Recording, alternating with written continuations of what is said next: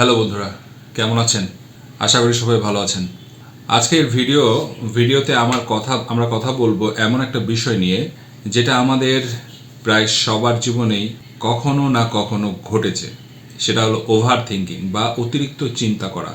ছোট একটা বিষয় নিয়ে অনেক সময় আমরা ঘন্টার পর ঘন্টা ভাবতে থাকি, যার ফলে মন খারাপ হয়, ঘুম নষ্ট হয়, এমনকি কাজেও মন বসে না। তাহলে আসুন জেনে নেই ওভার থিঙ্কিং আসলে কি আর কিভাবে এর থেকে আমরা মুক্তি পাব।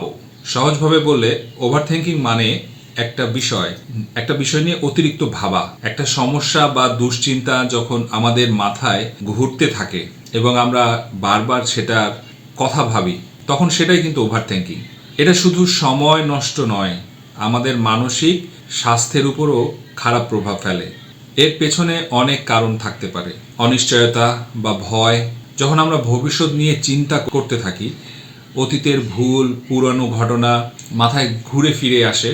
পারফেকশনিজম, সব কিছু নিখুঁত করতে গিয়ে চাপ নেওয়া বা কম আত্মবিশ্বাস, ছোট সিদ্ধান্ত নিতে দ্বিধা করা।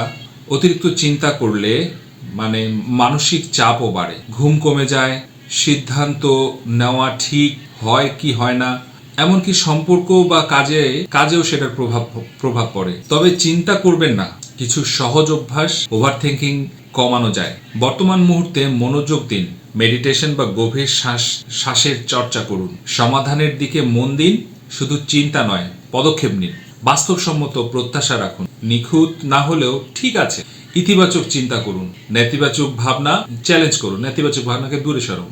নিজের যত্ন নিন, ঘুম ভালো, খাবার ভালো খান, ব্যায়াম খুব জরুরি। অন্যের সঙ্গে কথা বলুন, অনেক সময় একাই মন হালকা হয়ে যায়।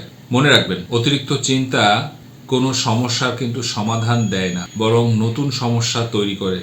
তাই সচেতন থাকুন, ইতিবাচক থাকুন, আর নিজের মানসিক শান্তিকে অগ্রাধিকার দিন। টেনশন ফ্রি থাকুন। দেখা হচ্ছে পরবর্তী ভিডিওটাকে শেয়ার করে দিন, আপনার মতামতটা কমেন্টস করুন। ওভার থিঙ্কিং করলে আমাদের কি কি ক্ষতি হবে।